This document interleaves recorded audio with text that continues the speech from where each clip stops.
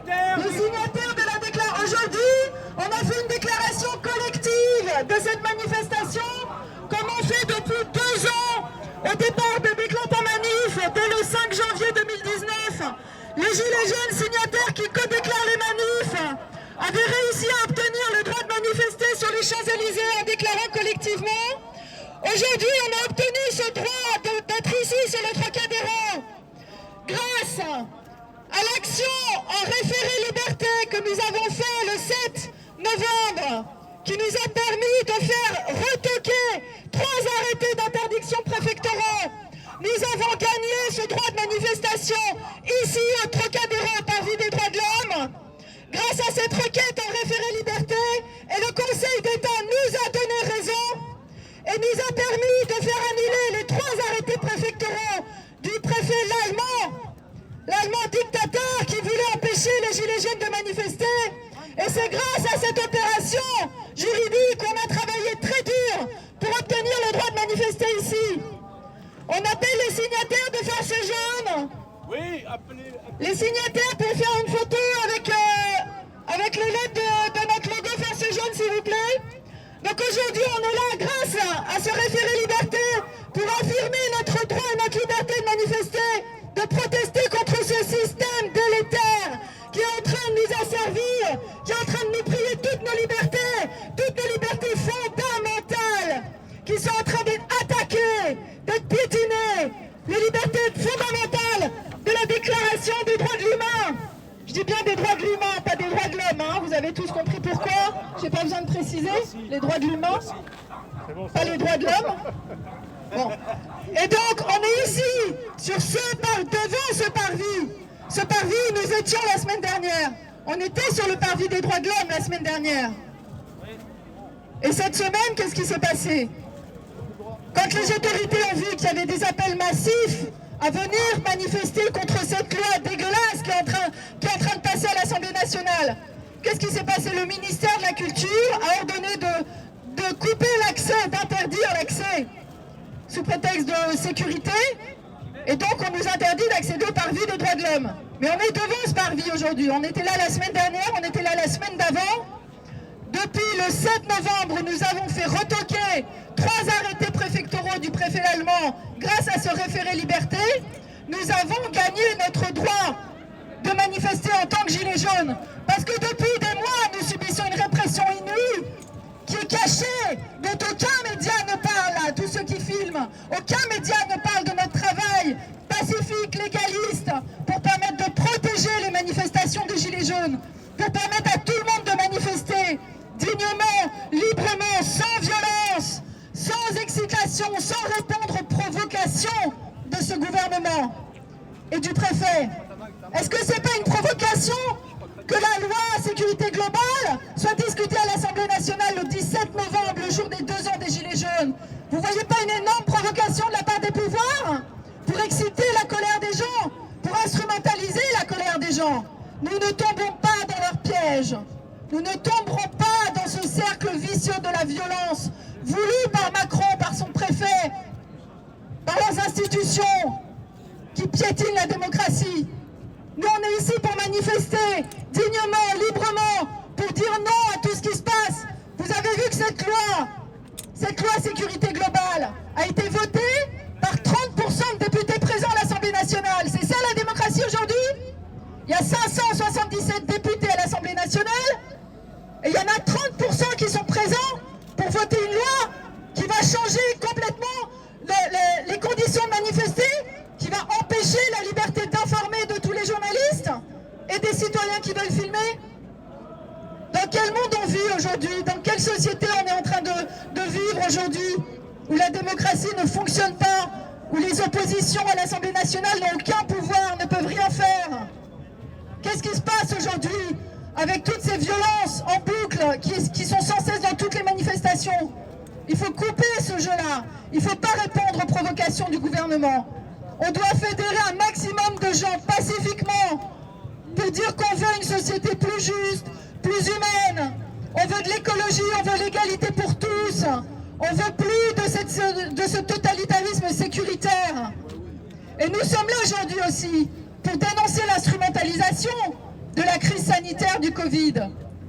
Où est la transparence dans la gestion de cette crise? Pourquoi Macron fait un conseil de guerre, comme si on était en guerre contre un pays alors que ce n'est qu'un virus? Pourquoi est-ce qu'on nous cache les chiffres officiels? Pourquoi on n'a pas accès aux vrais chiffres du nombre de morts? Qui est mort réellement du Covid? On n'en sait rien aujourd'hui.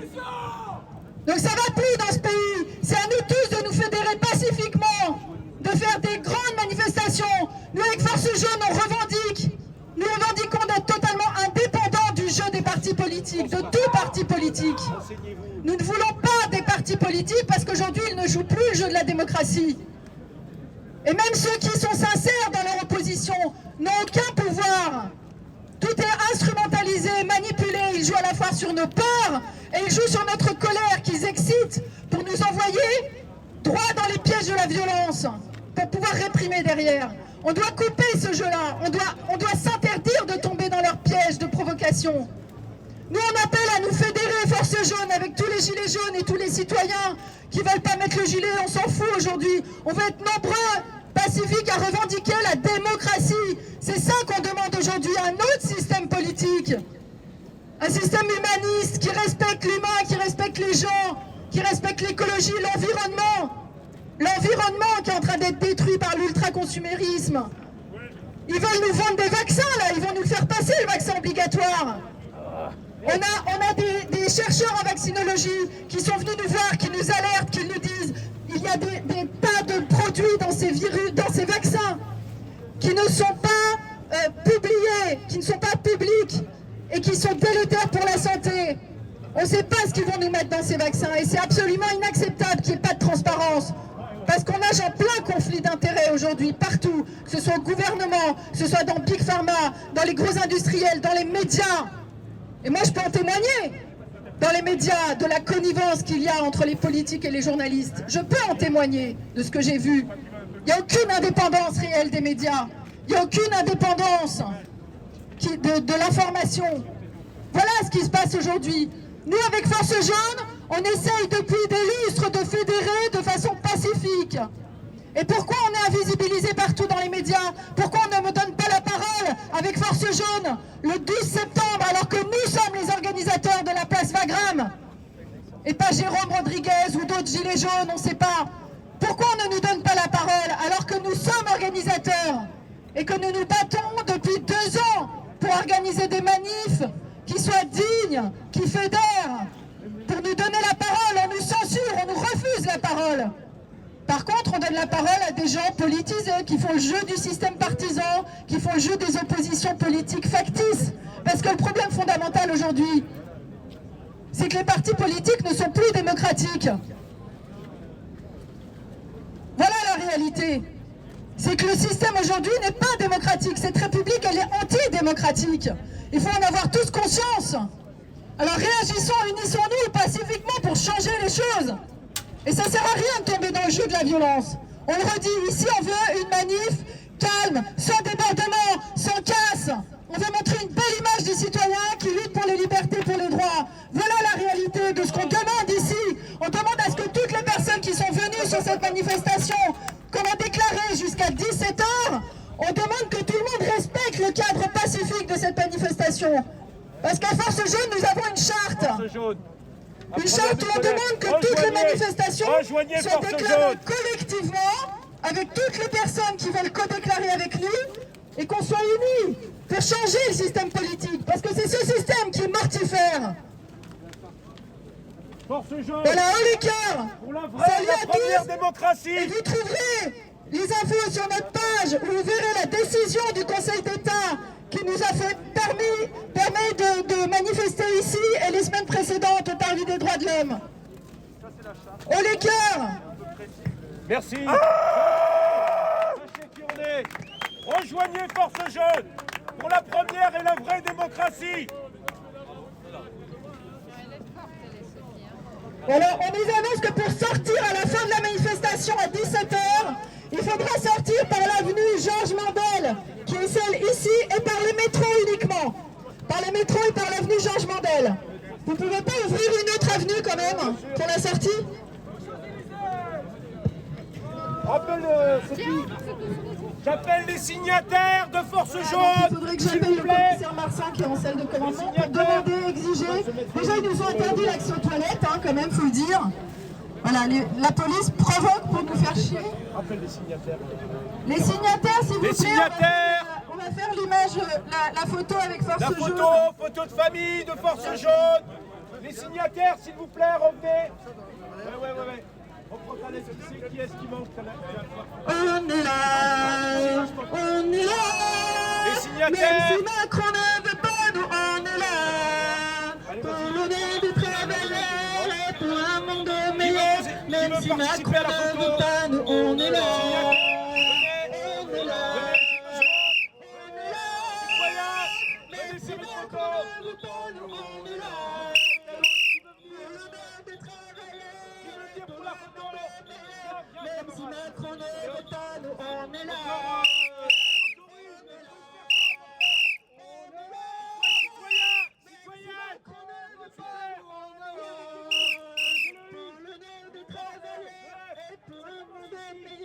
Même si Macron ne veut pas, nous on est là. Le S, qui a le S? Ici, mets-toi là, hop. Décale-toi maintenant, décalez-vous.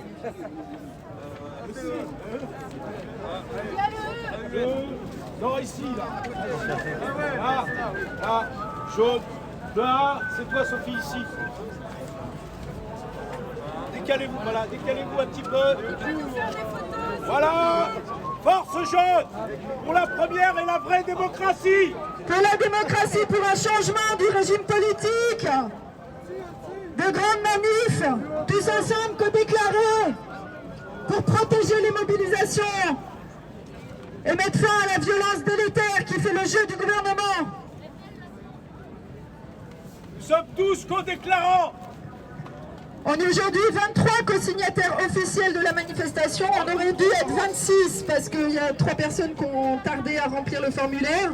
On met en place toutes les semaines un formulaire pour récolter les signatures des manifestations et pour permettre à chacun, toutes les personnes qui veulent être officiellement organisateurs, collectivement, tous ensemble. Il n'y a pas de chef dans notre groupe, on décide tout collectivement. Moi je ne dirige rien, je suis l'esclave du groupe, hein, je vous le dis, je fais tout le sale boulot. Je me tape tout le boulot et puis après... Non, c'est moi. C'est moi. Et donc voilà. Et on organise collectivement les déclarations pour permettre de protéger notre droit et notre liberté de manifester, montrer la force du nombre face à l'administration, au préfet. Et c'est grâce à cela que nous avons obtenu au Conseil d'État de faire sauter 3 arrêtés préfectoraux. Et hier, je suis allée directement aussi au Conseil d'État pour exiger que soit inscrit sur l'attestation de circulation le motif de participer à une manifestation. Parce qu'aujourd'hui, beaucoup de gens ont peur de venir en manif. On a 3 personnes de notre groupe qui ont renoncé à venir par peur de la violence policière et de la violence en général. Malheureusement, beaucoup de gens sont effrayés à se mobiliser à cause de tous ces jeux délétères. Et malheureusement, ça fait le jeu du gouvernement qu'il y ait de moins en moins de monde en manif. Donc nous, on voudrait rassurer tout le monde et permettre un cadre protégé pour empêcher tout débordement et qu'il n'y ait aucun moyen de nous empêcher de manifester. Voilà notre stratégie qui fonctionne puisqu'on a eu ce parvis grâce à cela. Et on a obtenu ce matin une ordonnance du Conseil d'État qui a obligé l'administration à faire inscrire sur les formulaires du ministère de l'Intérieur que manifester est un motif d'intérêt général. Voilà le motif à cocher sur votre attestation de circulation. Un motif d'intérêt général de protéger la liberté et la démocratie, de manifester.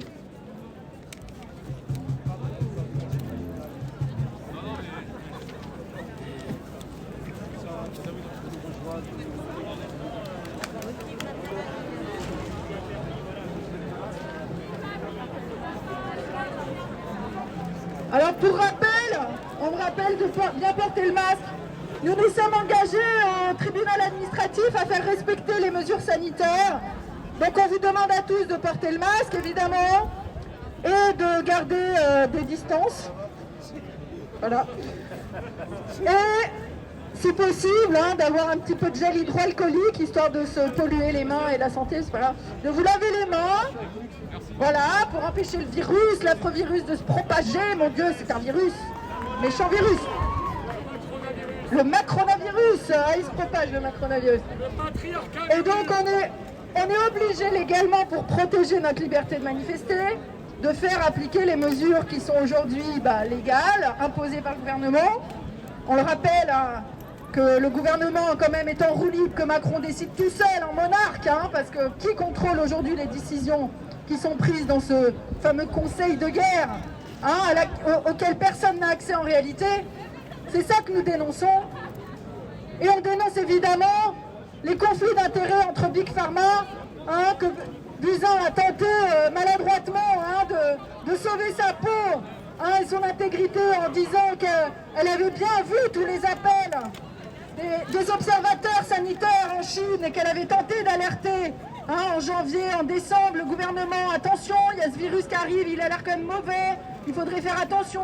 Hein, elle a tenté de le dénoncer, ça. On le sait tous qui se sont servis de ce virus. Parce que l'incompétence dont a fait preuve le gouvernement, moi je veux bien qu'on se trompe une semaine, 2 semaines, mais 2 mois et demi où ils n'ont rien fait contre ce virus, pour ensuite nous imposer un confinement, c'est absolument scandaleux. On va pas nous dire qu'ils sont incompétents par juste idiotie. Ils ont quand même des gens partout pour observer ce qui se passe. Il y a un ministère de la Santé qui a des observateurs internationaux. On les a avertis de ce qu'était ce coronavirus. Pourquoi n'ont-ils rien fait pendant 2 mois et demi, 3 mois? Ils ont fait monter la sauce. Parce que ce sont des gens qui jouent avec le feu. Ils ont joué avec le feu. Ils ont laissé monter ce virus pour permettre ensuite des privations de liberté, d'éteindre toute la colère qui était en train de monter parce qu'on était en train tous de se fédérer contre la loi, la réforme des retraites. Le 31 mars, il y avait des énormes manifestations prévues, tous ensemble avec les profs, les étudiants, les personnels de santé, les gilets jaunes. On était en train de faire monter une contestation massive contre ce gouvernement qui voulait imposer sa réforme des retraites. Et quand ils ont vu qu'on était en train de faire monter la sauce, ils se sont dit « Ah, mais ce petit virus, dis donc, il tombe bien. Ah ben non, c'est une petite grippette. Ah ben les masques, ça sert à rien, évidemment. Hein. Ben non. Pourquoi les Chinois, pourquoi Taïwan, pourquoi partout dans le monde asiatique on met des masques dans la rue? Ça sert à rien, évidemment. Eux, ils ont laissé monter le virus. Ils n'ont pas fait fabriquer de masques. Ils n'ont pas lancé des tests corrects envers les personnes qui arrivaient de Chine. Ils auraient pu contrôler les frontières. Ils n'ont pas fermé les frontières. Ils n'ont rien contrôlé de l'arrivée de ce virus pour le laisser monter. Attendre que tout le monde un peu tombe malade et qu'on se rende compte que c'était un bordel. Et ensuite, ah ben mince, on est obligé de confiner tout le monde. C'est pas de bol, hein. Comme par hasard, ça tombe le 14 mars, 15 jours avant l'organisation des grosses mobilisations du 31 mars. On va pas nous faire croire que ça, c'est pas une volonté du gouvernement. 2 mois et demi d'incompétence. Vous y croyez vraiment, vous, 2 mois et demi d'incompétence? Non, on n'y croit pas à cette incompétence. Ce sont des personnes vicieuses qui nous gouvernent. Ce sont des personnes machiavéliques qui nous gouvernent et qui savent parfaitement ce qu'elles font. Tout comme ils savent parfaitement qu'en discutant le 17 novembre de la loi sécurité globale à l'Assemblée nationale, ils savaient parfaitement qu'ils allaient exciter la colère des gens et qu'ils allaient faire monter la sauce pour nous mettre tous dans la rue de façon révoltée et pour derrière faire passer cette loi malgré tout. Ils n'écoutent rien, ils n'en ont rien à foutre de nos mobilisations. Elle est quasiment passée la loi. Elle est passée. On espère qu'elle va être abrogée. On demande l'abrogation évidemment de cette loi. Elle doit être abrogée. Elle sera censurée. Il faut qu'elle soit censurée par le Conseil constitutionnel. Mais je ne suis pas sûre que le Conseil constitutionnel la censure. La pression de la rue, bien sûr, il faut qu'on soit tous ensemble. Mais au-delà de cette loi sécurité globale, c'est tout le système politique aujourd'hui qu'il faut critiquer et qui est à remettre à plat, à remettre en question. C'est pourquoi, avec notre groupe, nous appelons à la dissolution de l'Assemblée nationale. On appelle la dissolution de l'Assemblée nationale, qui est prévue par l'article 12 de la Constitution, qui dit que, en cas de crise de la représentativité, le président de la République doit dissoudre l'Assemblée nationale. Et aujourd'hui, nous sommes en pleine crise de la représentativité. Quand on a à peine un tiers des députés qui votent une loi sans même avoir une légitimité de la majorité présente, qui aurait dû être là, tous les députés auraient dû être présents. Tous les députés devraient toujours être présents à l'hémicycle en réalité. Comment on peut laisser passer de tels dysfonctionnements et trouver encore qu'on est dans une démocratie? On n'est pas en démocratie. Donc aujourd'hui, on a des gens en roue libre, un système ultra-présidentiel qui donne les pleins pouvoirs à un monarque, un mec qui décide de tout seul avec ses grouillons là, les ministres et compagnie qui sont à ses bottes.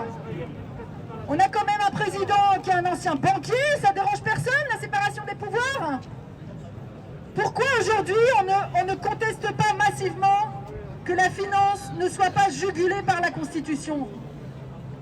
La finance est en roue libre. Il n'y a aucune jugulation, aucun contrôle de la finance par la Constitution. Et c'est ça le problème. Il n'est pas normal qu'un président puisse accéder au pouvoir en étant un ancien banquier.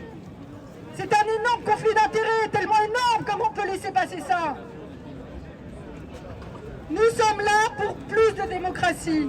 Nous voulons, avec Force Jaune, refédérer tous les gilets jaunes qui sont sortis dans la rue depuis 2 ans, pacifiquement sur les ronds-points. Tous ces gens que nous soutenons, avec qui nous sommes en lien, à Bordeaux, à Lyon, dans les Landes, à Nantes, à Caen. On a des gens partout qui nous soutiennent, qui sont avec nous. Mais nous sommes invisibilisés des médias, nous sommes censurés. Censurés parce qu'on est pacifique, ça les arrange pas le pacifisme. Ça les arrange pas des gens qui dignement manifestent, qui veulent pas montrer ça. Donc évidemment que personne ne parle de nos actions. Est-ce que vous avez entendu parler le 7 novembre que nous avons battu le préfet de police au tribunal? Vous l'avez su? Aucun média n'en a parlé de notre victoire contre le préfet. Ça pose des questions quand même. Pourquoi aucun média, ni les soi-disant médias de gauche qui défendent les militants, Libération, ils étaient où? Marianne, tous ceux qui sont censés critiquer le pouvoir, pourquoi ils n'en ont pas parlé de notre victoire au tribunal alors qu'on leur a envoyé à tous des communiqués de presse? À tous, c'est de la censure. Voilà la réalité, c'est qu'on est dans un monde où les médias censurent. Toute protestation citoyenne pacifique, indépendante des partis politiques est censurée. C'est ça la réalité. Nous voulons fédérer tous les gilets jaunes de France, pacifiques, apartisans, tous les citoyens qui veulent changer le monde,